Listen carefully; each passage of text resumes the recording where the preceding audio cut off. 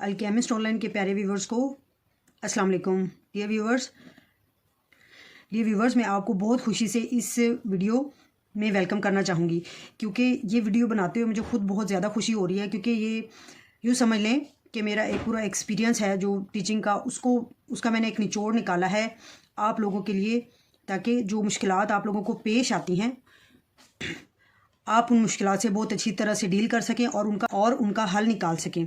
इस वीडियो को बहुत अरसे से मैं बनाना चाह रही थी, लेकिन बना नहीं पाई, क्योंकि कुछ मैं चाह रही थी कि कोई भी चीज़ ऐसी ना हो, कोई पॉइंट ऐसा ना हो जो स्किप हो जाए, और कहीं पर कोई ये वीडियो देखने के बाद कोई बात, कोई आपके जहन में सवाल ऐसा ना हो जिसका जवाब मैं इस वीडियो में ना दे। इसलिए बहुत ज़्यादा स्ट्रगल के बाद जो है मैंने ये वीडियो फाइनली बना ली आप लोगों के लिए, ताकि इस वीडियो का जितना ज़्यादा फ़ायदा हो सके वो आप लोगों तक मैं पहुंचा सकूं। लेकिन उसमें ये शर्त है कि आपने वीडियो पूरी देखनी है, ताकि ये एक कहानी की तरह मैं आप समझाऊंगी कि सब कुछ क्या होता है, कहाँ हमारी गलती है, तो कहाँ हमने अपने आप को ठीक करना है और कहाँ हमने जो है मेहनत करनी है, कौन सी चीज़ें ऐसी हैं जिन चीज़ों की वजह से हम अपने गोल अचीव नहीं कर पा रहे होते।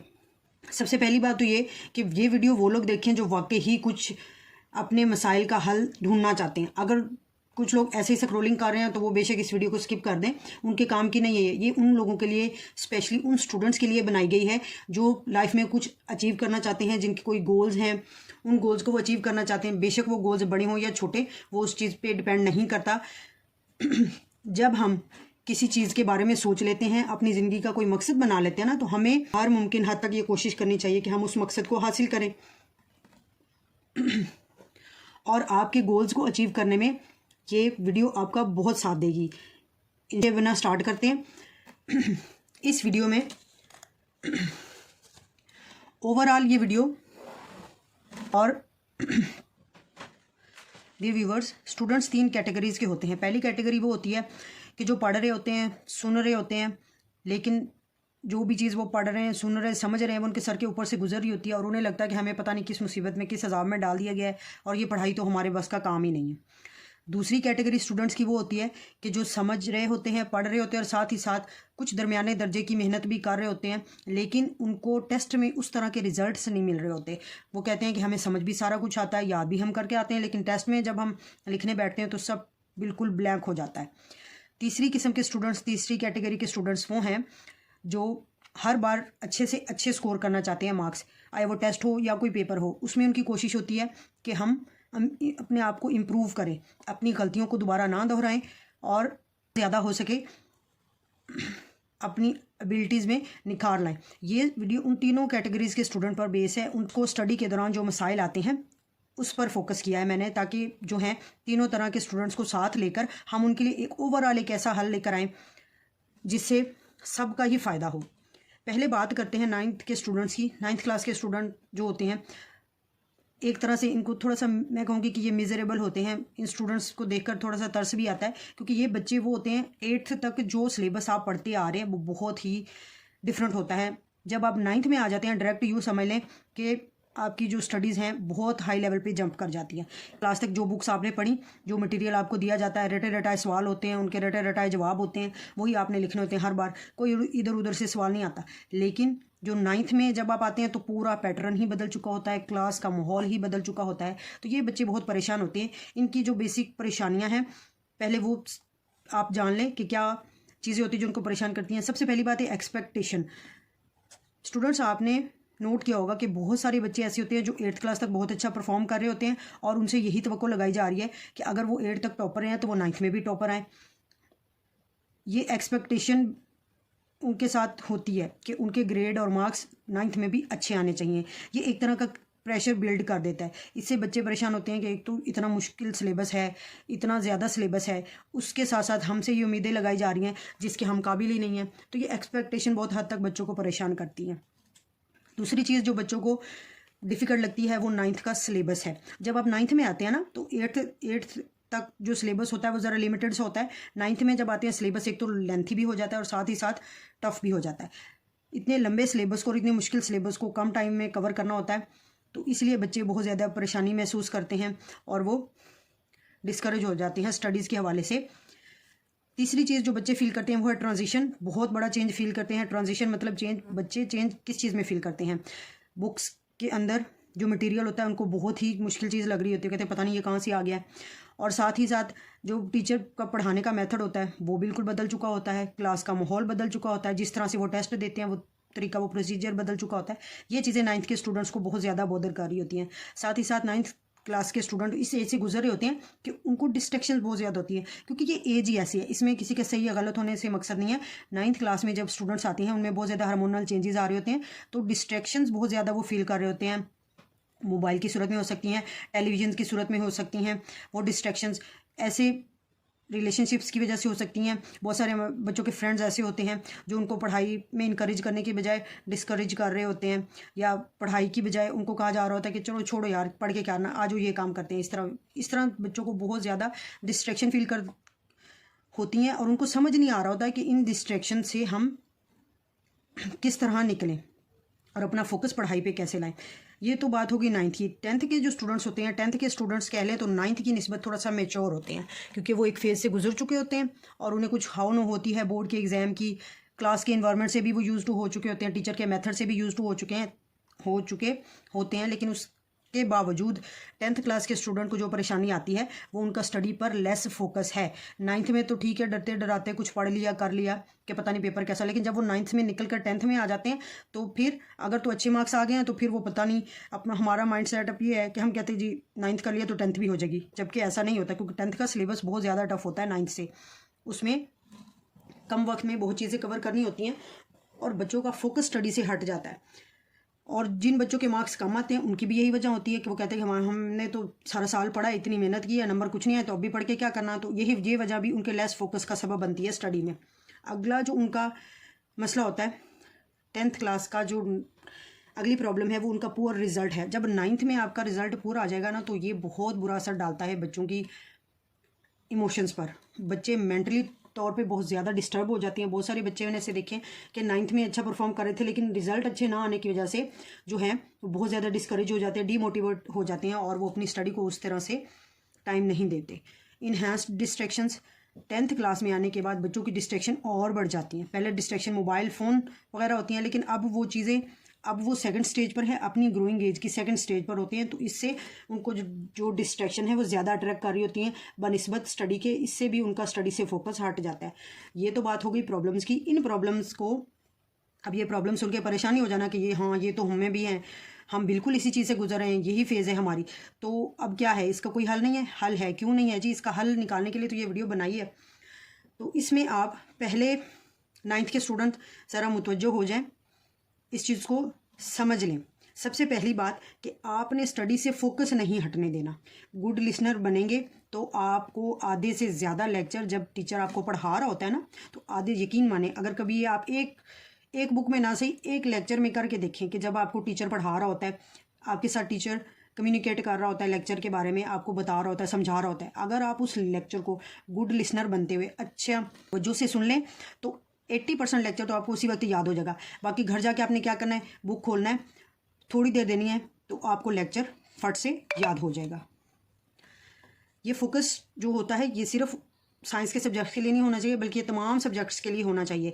जब आप 9th में आ जाते हैं तो फिर आप ये ना समझे कि साइंस के और हैं, आर्ट्स के और हैं। आपने सबको एक ही वेटेज में लेकर चलना है। साइंस के सब्जेक्ट को बेशक थोड़ा सा ज़्यादा टाइम दे लें, लेकिन साथ ही साथ आपने जो आपके कंपलसरी सब्जेक्ट्स होते हैं, इंग्लिश, उर्दू, मुतालिया इस्लामियत वगैरह, उनको लाजमी टाइम देना है। उनको जब हम पीछे छोड़ देते हैं और हम बस साइंस पे फोकस करते रहते हैं, केमिस्ट्री, बायो, फिजिक्स पढ़ ली, मैथ पढ़ ली, इंग्लिश पढ़ ली, तो वो जो सब्जेक्ट्स हैं बहुत ज़्यादा मार देते हैं हमें ओवरऑल रिजल्ट में। आपकी ओवरऑल परसेंटेज बहुत ज़्यादा डाउन हो जाती है अगर आप फोकस स्टडी नहीं करते ऑल सब्जेक्ट्स को लेकर। दूसरी चीज़ है, लेक्चर सुन लिया, समझ लिया, पहला स्टेप हो गया। दूसरा स्टेप ये करना है आपने कि आपने टाइम टेबल सेट करना है। अब ये टाइम टेबल आपने रोज़ाना की बुनियाद पे फॉलो करना है। इसमें कोई हार्ड एंड फास्ट रूल नहीं होता कि आपने सुबह का बना लें टाइम टेबल, मैं कहूँ कि आप रात को पढ़ लें, आप शाम को पढ़ लें। ये आपकी अपनी रूटीन होगी, अपने हिसाब से। जिस वक्त आपको लगता है कि ये टाइम ज़्यादा फिजिबल है मेरे पढ़ने के लिए, मेरे समझने के लिए, मुझे इस टाइम में ज़्यादा समझ आती है, ज़्यादा जल्दी याद होता है, तो वो टाइम पिक कर लें। लेकिन इसको ये कर लें कि जिस तरह होती है ना कि डॉक्टर हमें मेडिसिन देता है और हमें वो मेडिसिन लेनी होती है उसी टाइम पर। टाइम टेबल को यूँ समझें कि ये आपकी स्टडी को ग्रो करने के लिए एक आपको सप्लीमेंट है। अगर आप इस टाइम टेबल को फॉलो करेंगे, जो भी टाइम टेबल आपने अपनी मर्जी से बनाना है बनाएं ज़रूर, बना के उसको कहीं सामने लगा लें, आपके स्टडी टेबल पर, दीवार पर कहीं सामने लगाओ। आपको पता हो कि इस वक्त में मैंने सिर्फ पढ़ाई करनी है और कोई काम नहीं करना। तो जब आप इस टाइम टेबल को डेली बेसिस पे फोकस करेंगे अपने ओन स्केड्यूल के मुताबिक, इसको आप इस तरह से सेट करें। देखिए बहुत सारी बच्चियाँ होती हैं इस एज में, उन्हें घर के काम भी करने होते हैं, बहुत सारे मसाइल होते हैं घरों में भी, तो बच्चियों को घर के काम करने पड़ते हैं, साथ ही साथ स्टडी को भी टाइम देना होता है। अगर बच्चों की मैं बात करूं तो जो मेल स्टूडेंट्स होते हैं वो बहुत ज़्यादा, साथ आजकल तो वैसे अवेयरनेस भी बहुत ज़्यादा है, साथ साथ पार्ट टाइम जॉब्स भी कर रहे होते हैं मेल स्टूडेंट्स, और साथ ही साथ अपनी स्टडी को भी लेकर चल रहे हैं। अब इस हिसाब से टाइम टेबल जो आपका होगा, इसीलिए टाइम टेबल जो है उसको आप अपनी मर्ज़ी से एडजस्ट कर सकते हैं। जो टाइम आपको फिजिबल लगे उस टाइम में आप अपना टाइम टेबल सेट कर लें, लेकिन इसको डेली बेसिस पे फॉलो करना है। ये नेक्स्ट स्टेप ये करना है आपने कि आपने पेपर के पैटर्न को अच्छी तरह से समझ लेना है। देखिए हम मेहनत कर रहे हैं, हम फोकस स्टडी कर रहे हैं, हम टाइम टेबल डेली बेसिस पे फॉलो कर रहे हैं, लेक्चर याद कर रहे हैं, सुना रहे हैं, टेस्ट दे रहे हैं, लेकिन अगर आपको यही नहीं पता कि आपके पेपर में किस तरह से क्वेश्चन आने, तो फिर ये सारी चीज़ें बेकार हैं। ये चीज़ें हमें पता चलती हैं जब हम टेस्ट दे रहे होते हैं। आप टेस्ट में जो है जब अपीयर नहीं होते तो बहुत सारी चीज़ें ऐसी होती हैं जो आपको स्किप हो जाती है, लेकिन यहाँ पर मैं कोशिश करूँगी कि वो चीज़ें भी आपको क्लैरिफाई हो सके। तो पेपर का जो पैटर्न होता है ना, उसमें MCQs, short question, long questions होते हैं। इनको पहले एमसीक्यूज अटैम्प्ट करने होते हैं, फिर आपने शॉर्ट क्वेश्चन करने। शॉर्ट क्वेश्चन के 3 पोर्शंस होते हैं, 3 पोर्शन आपने अटैम्प्ट करने होते हैं। पहले पोर्शन, अब इनको हल करने का मैं आपको एक ट्रिक बताती हूँ कि शॉर्ट क्वेश्चन जब आपने हल करने, पहला पोर्शन है, सपोज करें आपको कहा जाता है कि इसमें से जी 5 क्वेश्चन कर दें, दिए हुए 8 हैं लेकिन आपको इसे 5 कर लें, तो आपने क्या करना है, 5 कर लेने और नीचे खाली जगह छोड़ देनी है, अगले पोर्शन पे चले जाना है। उसी तरह उसके 5 शॉर्ट क्वेश्चन सॉल्व कर लें और कुछ जगह छोड़ दें 2 से 3 क्वेश्चन के लिए, नेक्स्ट पोर्शन पे चले जाएं। नेक्स्ट पोर्शन शॉर्ट क्वेश्चन का कर लें और उसमें भी नीचे जगह खाली छोड़ दें एक्स्ट्रा क्वेश्चंस के लिए। फिर आप चले जाएं लॉन्ग क्वेश्चंस पे। लॉन्ग क्वेश्चंस पे जब आप आते हैं तो आप लॉन्ग क्वेश्चन में भी यही रूल अपनाएं कि आप पहले वो क्वेश्चन कर लें जो आपको श्योर है कि आपको आते हैं, फिर उसके बाद आप कुछ 1-2 एक्स्ट्रा क्वेश्चन जो हैं उनके लिए जगह छोड़ दें। अब जब आपने शॉर्ट और लॉन्ग क्वेश्चन कंपलसरी कर लिए हैं जितना आपको कहा गया है, तो आपने एक्स्ट्रा क्वेश्चन, वो जो आपने खाली जगह छोड़ी थी ना, उस पर लाजमी अटैम्प्ट करने हैं। ये कुलिया होता है अच्छे मार्क्स लेने का। देखिए बच्चों, जब आप पेपर सॉल्व करते हैं ना, तो एग्जामिनर ये नहीं करता कि वो ऊपर वाले 5 आपके चेक कर लेगा और नीचे वाले छोड़ देगा, बल्कि एग्जामिनर बाउंड होता है कि आपने जितने क्वेश्चन हल किए हैं वो सारे चेक करेगा। तो आपने क्या करना है कि क्वेश्चन 1-2 हर पोर्शन में एक्स्ट्रा लाजमी करने, 2 तो कम से कम लाजमी करें। उसका ये फ़ायदा होगा आपको, क्वेश्चन चेक सारे हो जाते हैं। जिन क्वेश्चन के मार्क्स अच्छे होते हैं उनको काउंट कर लिया जाता है, और जिन क्वेश्चन के मार्क्स थोड़े से मीडियोकर होते हैं, कम होते हैं, उनको एक्स्ट्रा क्वेश्चन मान लिया जाता है। इस तरह से आपके रिजल्ट पर बहुत ज़्यादा असर पड़ता है। लॉन्ग क्वेश्चन में भी यही करना है कि आपने एक्स्ट्रा क्वेश्चन लाजमी लिखना है। तो जो आपका क्वेश्चन बिल्कुल सही होगा उसके मार्क्स आपको काउंट हो जाएंगे, और जो क्वेश्चन आपने थोड़ा सा वीक किया हो तो उसको एग्जामिनर एक्स्ट्रा मार्क कर देता है। ये इसी तरह से होता है, यही रूल है पेपर चेकिंग का। तो आज से याद रखना है कि आपने शॉर्ट क्वेश्चन और लॉन्ग क्वेश्चन में एक्स्ट्रा लाजमी करना है। अब इनमें करने कौन से हैं, तो ये आपको स्कीम आती है पेपर से कुछ, अभी भी वैसे चल रही हैं बहुत सारी स्कीम्स, लेकिन पेपर से कुछ अर्सा पहले एक वैलिड स्कीम आती है गवर्नमेंट की तरफ से। उस वैलिड स्कीम पर मैं एक वीडियो बनाऊंगी जिसमें मैं आपको बताऊंगी कि आपने एमसीक्यूज किस तरह से करने हैं, शॉर्ट क्वेश्चन को कवर अप किस तरह से करना है, लॉन्ग क्वेश्चन को कैसे कवर अप करना है।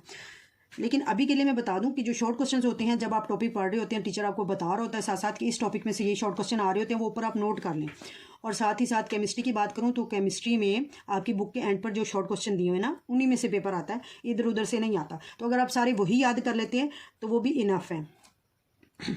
इसके अलावा शॉर्ट क्वेश्चन जितने भी आप टॉपिक्स पढ़ रहे होते हैं उनके अंदर हेडिंग्स के तौर पे जो चीज़ें दी होती हैं, जो बोल्ड करके लिखी होती हैं, वो शॉर्ट क्वेश्चन उसी में से बनते हैं, कहीं ऊपर इधर उधर से नहीं आ जाते। आपने जो चीज़ पढ़ी होती है अगर आप समझ कर पढ़ते हैं तो आप एमसीक्यूज और शॉर्ट क्वेश्चन को बहुत अच्छे से खुद हल कर सकते हैं। How to attempt question. अब आपने क्वेश्चन कैसे अटैम्प्ट करना है, इसकी प्रैक्टिस पता है आपको कैसे होगी। इसकी प्रैक्टिस आपको होगी अगर आप रेगुलर बेसिस पर टेस्ट दे रहे हैं। तो ये व्यूअर्स, अगर आप समझ रहे हैं, आपको समझ भी अच्छे से आता है, आपको याद भी बहुत अच्छे से होता है, लेकिन आप मेरी बात लिख के रख लो कि आपके पेपर में कभी भी अच्छे मार्क्स नहीं आएंगे। वजह क्या होगी, वजह होगी कि आपकी टेस्ट प्रैक्टिस नहीं होती। टेस्ट जो आपकी टीचर ले रहा होता है, कंडक्ट करवा रहा होता है क्लास में, आप उसमें या तो कोई बहाना बना लेते हो या कभी आपकी कोई मजबूरी आ जाती है, तो आप कहते हो कि टेस्ट तो हमने दिया ही नहीं। जब तक आप टेस्ट की प्रैक्टिस नहीं करेंगे, आपकी टेस्ट में प्रैक्टिस नहीं होगी, आपको क्वेश्चन अटैम्प्ट करना ही नहीं आएगा। टेस्ट की प्रैक्टिस कम होने की वजह से आपको क्वेश्चन अटैम्प्ट करने ही नहीं आ रहे होते पेपर में। इसकी मिसाल मैं यूँ देती हूँ कि हमने जो लास्ट में हमने जो एक टॉपिक पढ़ा था सॉल्ट्स और उनकी प्रॉपर्टीज़ का, 10th क्लास का टॉपिक पढ़ा था। अब उसमें प्रॉपर्टीज़ तो बहुत सारी थी। अगर वहाँ पर आपसे एग्जामिनर पूछता है कि सॉल्ट को डिफाइन करें, उसकी प्रॉपर्टीज़ लिखें, तो फिर आपने सारी प्रॉपर्टीज़ लिखनी है और उसकी डेफिनेशन लिख के सारी प्रॉपर्टीज़ लिख देनी है। अगर एग्जामिनर आपको ये क्वेश्चन देता है कि define salts and right it's 3 properties, salt की डेफिनेशन फिर आपने करनी है और कोई सी उसकी 3 प्रॉपर्टीज़ लिख देनी है। अगर वो आपसे कहता है कि सॉल्ट की तारीफ़ करें और उसकी खुसूसियात लिखें, वो बताता नहीं है कि 3 लिखें, 2 लिखें, 4 लिखें, 5 लिखें, तो आप अपनी मर्ज़ी से जी 2 लिख देते हैं, 3 लिख देते हैं और कहते हैं कि मेरे पूरे नंबर आए। तो ऐसा कभी भी नहीं होता। जब उसने नहीं बताया होगा तो फिर आपने सारी प्रॉपर्टीज़ लिखनी है। हाँ, जब वो स्पेसिफाई कर देता है कि इस क्वेश्चन में आपने ये करना है, तो वो क्वेश्चन जो है आपने उतना ही अटैम्प्ट करना है जितना आपसे पूछा गया। इससे क्या होगा, आपका टाइम भी बचेगा और आप बाकी पेपर भी अच्छी तरह से हल कर पाओगे। लेकिन ये होगा तभी जब आपकी टेस्ट प्रैक्टिस होगी। जितने ज़्यादा आप टेस्ट देंगे उतना ही ज़्यादा आपके मार्क्स में इम्प्रूवमेंट आएगी, आपका रिजल्ट के ग्रेड्स अच्छे होंगे। अब बात करते हैं 10th के स्टूडेंट्स की, जो थोड़े मेच्योर हो चुके होते हैं, थोड़े समझदार, थोड़े रिस्पॉन्सिबल और थोड़े से इरिस्पॉन्सिबल भी होते हैं और 10th का प्रेशर भी होता है उन पर। तो इसके अलावा क्या मसाइल होते हैं उनके साथ वो हम डिस्कस कर चुके हैं। अब हमने इन मसाइल का हल देखना है कि कैसे हल करेंगे हम। तो डियर व्यूवर्स, सबसे पहली बात तो ये कि आप अपना स्टडी पैटर्न ऑब्जर्व करें। आप देखें कि कहाँ पर कमी है। क्या मैं सही से सुनता नहीं हूँ लेक्चर, जो मुझे याद नहीं होता, या अगर मैं सुन लेता हूँ तो क्या मैं उसको याद करने की कोशिश नहीं करता। अगर याद करने की कोशिश करता तो याद क्यों नहीं होता, क्या वजह है। अगर आप केमिस्ट्री याद कर रहे हैं तो एक बात मेरी याद रखनी है आपने कि केमिस्ट्री के जो न्यूमेरिकल्स होते हैं वो आपको याद किसी सूरत भी नहीं होंगे जब तक आप उनको लिखेंगे नहीं। और इसी तरह से है इक्वेशंस, फार्मूलाज, केमिकल फार्मूले। जब मैं आपको बोल रही हूँ सोडियम क्लोराइड, जब तक आप उसको लिखेंगे नहीं NaCl, आपको समझ नहीं आएगी कि सोडियम क्लोराइड को लिखना कैसे है जी, ये क्या है सोडियम क्लोराइड। तो अपनी खामियां खुद तलाश करें कि कहाँ पर कमी है। क्या हम सुनते नहीं सही, क्या हम याद नहीं सही करते, अगर याद करते हैं तो क्या उसके याद करने का तरीका सही है। केमिस्ट्री में इक्वेशंस को लिख कर याद किया करें, ये इससे 100% श्योर है कि आपको कभी भी वो चीज़ें भूलेंगी नहीं। आपने खुद देखना है, अपनी कमियों को खुद पहचानना है कि कहाँ पर कमी है। जो मेरे मार्क्स 9th में कम आए हैं, मेरी कहाँ पर कमी रह गई है, उस कमी को आपने खुद से दूर करना है। जिस तरह आप अपना खुद एनालिसिस कर सकते हैं ना, इस तरह कोई भी आपका एनालिसिस नहीं कर सकता। और ख़ुद जब हम अपना एनालिसिस करते हैं तो यकीन माने उससे बहुत ड्रास्टिक चेंज आता है, बहुत बड़ा चेंज आता है। आपकी अपनी पर्सनैलिटी में ग्रो करती है आपकी पर्सनैलिटी उससे। 10th क्लास के स्टूडेंट्स के लिए भी ये ज़रूरी है कि वो अपना टाइम टेबल सेट करें। टाइम टेबल आपका 9 से थोड़ा सा ज़्यादा होना चाहिए, क्योंकि 10th का जो सिलेबस है वो टफ भी होता है और उसमें थोड़ा सा टाइम कंज्यूमिंग भी होता है। चीज़ें बहुत ज़्यादा होती हैं उसमें, इक्वेशंस बहुत ज़्यादा हैं, न्यूमेरिकल्स बहुत ज़्यादा हैं, तो उसके लिए फार्मूलाज बहुत ज़्यादा हैं, ऑर्गेनिक केमिस्ट्री है, हाइड्रोकार्बन हैं, तो ये बहुत टाइम कंज्यूमिंग चीज़ें हैं। इनको आपको लिख के याद करना पड़ता है, आप ऐसी रटा नहीं लगा सकते। केमिस्ट्री की मैं बात कर रही हूँ, तो उसके लिए आपको टाइम टेबल बनाना बहुत ज़रूरी है। अगर आप टाइम टेबल सेट करते हो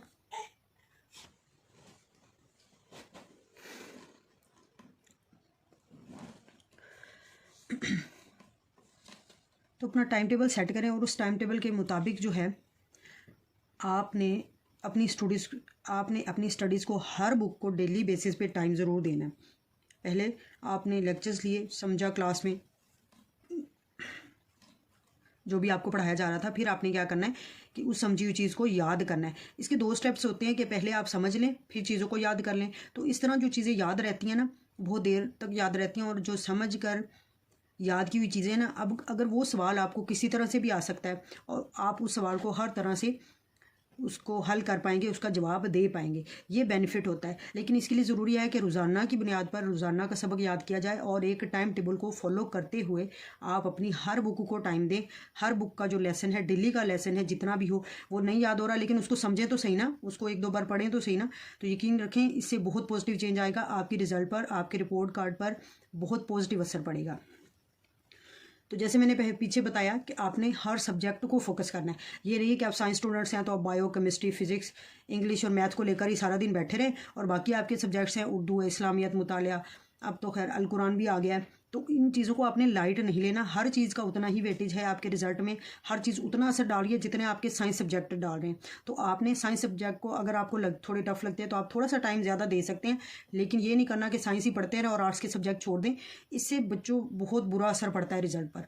इससे क्या होता है कि आपने साइंस में आप पास हो गए, मेहनत कर ली है आपने, तो जब आप आर्ट्स का रिजल्ट डाउन जब आपके ऑप्शनल सब्जेक्ट का रिजल्ट डाउन जाता है, जैसे कि मुतालिया इस्लामियात वगैरह, तो ये सब्जेक्ट जो हैं आपके ओवरऑल रिजल्ट पर बहुत बुरा असर डालते हैं और उससे आपकी परसेंटेज बहुत कम हो जाती है। इसलिए ये बात जहन में रखनी है कि हमने सारे सब्जेक्ट पर फोकस करना है। प्लस पॉइंट जो 10th क्लास के स्टूडेंट्स को वो ये है कि आपके प्रैक्टिकल के मार्क्स जो आपको मिल जाते हैं वो एक तरह से आपके रिजल्ट में बहुत अच्छा इजाफा हो जाता है। लेकिन उसके लिए शर्त ये है कि आपकी थ्योरी में अच्छे मार्क्स होने चाहिए। अगर आपका बायो का पेपर अच्छा हुआ है तो फिर आपके प्रैक्टिकल के मार्क्स शामिल होकर ओवरऑल परसेंटेज अच्छी बन जाती है, ये तो श्योर है। लेकिन अगर आपकी थ्योरी का पेपर अच्छा नहीं हो, यानी जो पेपर आप रिटर्न कर रहे होते हैं, अगर वो पेपर ही आपने अच्छा नहीं दिया, तो क्या होता है कि आप जितना मर्जी प्रैक्टिकल में अच्छे मार्क्स ले लें, आपका ओवरऑल रिजल्ट जो है वो डाउन ही जाएगा। बायो की जो परसेंटेज है वो किसी सूरत भी अच्छी नहीं बनेगी। तो प्लस पॉइंट को हमने प्लस खुद बनाना है। अपनी थ्योरी का पेपर अच्छा करके उसकी तैयारी अच्छी करेंगे तो पेपर अच्छा होगा, और फिर आपको एक फ़ायदा यहाँ पर प्रैक्टिकल के मार्क्स का मिलता है। इन मार्क्स की वजह से आपका रिजल्ट एकदम से अप हो जाता है, अच्छे ग्रेड्स में चला जाता है। तो डियर व्यूवर्स, ये जो पूरी वीडियो बनाई मैंने, इसके कुछ पॉइंट्स को समराइज़ करते चलते हैं, ताकि ये जो बातें आपने सीखी हैं इनको हम 9th और 10th दोनों क्लासेस के स्टूडेंट्स के लिए समराइज़ कर सकें। दोनों के लिए ऐसे पॉइंट्स जो दोनों के लिए बहुत ज़रूरी हैं। मैट्रिक के स्टूडेंट्स के लिए ये वो पॉइंट्स हैं, अगर आप इन पर को फॉलो करते हैं तो फिर आप यकीन मानें कि आपके जो रिजल्ट्स हैं जो आप चाहते हैं उससे भी ज़्यादा आएंगे इंशाल्लाह। सबसे पहला पॉइंट ये है कि आपने अपनी स्टडीज़ में कॉन्फिडेंट रहना है। देखिए बच्चों, जब ये एक साइकोलॉजिकल इफेक्ट है कि जब आप बुक खोलते हैं ना, फ़र्ज़ करें ये बुक है, आपने बुक खोलते हुए जहन में ये बिठा लिया है कि ये तो मुझे आता ही नहीं, ये तो बहुत मुश्किल है, ये तो मुझे क्लास में भी समझ नहीं आई थी। जब आप इस तरह कोई भी चीज़ पढ़ने बैठेंगे, समझने बैठेंगे या याद करने बैठेंगे तो आपको किसी भी सूरत वो याद नहीं होगी। तो सबसे पहली बात ये करनी है कि अपनी ज़ात में कॉन्फिडेंस लाना है। आप क्यों नहीं कर सकते? जब अल्लाह ताला ने हर इंसान को एक ही तरह की सलाहियत दी है तो जहन भी एक ही तरह का दिया है। फ़र्क सिर्फ ये है कि हमें अपने जहन से उस तरह से काम लेना नहीं आता, हम मेहनती नहीं होते, और वही मसला होता है कि हम अपने आप को ऐसे कह के छोड़ देते हैं कि हम तो ये कर ही नहीं सकते। आप कॉन्फिडेंट रहेंगे, अपनी स्टडीज़ में कॉन्फिडेंट रहना है। हर सब्जेक्ट में आपने ये कहना है कि नहीं मैं ये कर सकती हूँ, क्यों नहीं कर सकती, जब बाकी कर सकते हैं तो मैं क्यों नहीं कर सकती। तो अपनी सेल्फ मोटिवेशन जो होती है ये बहुत ज़्यादा ज़रूरी होता है। अपने आप को खुद मोटिवेट करें कि हमने जो टारगेट बनाया है वो अचीव करना है हर सूरत। दूसरा जो पॉइंट आपने ये जहन में रखना है कि आपने तमाम सब्जेक्ट्स पर फोकस करना है। ये बात मैंने बार बार इसलिए दोहराई है कि साइंस सब्जेक्ट के साथ साथ आपने जो आपके ऑप्शनल सब्जेक्ट हैं उनको ऐसे ही लावारिस नहीं छोड़ देना, वो आपके रिजल्ट पे बहुत बुरा असर डालेंगे।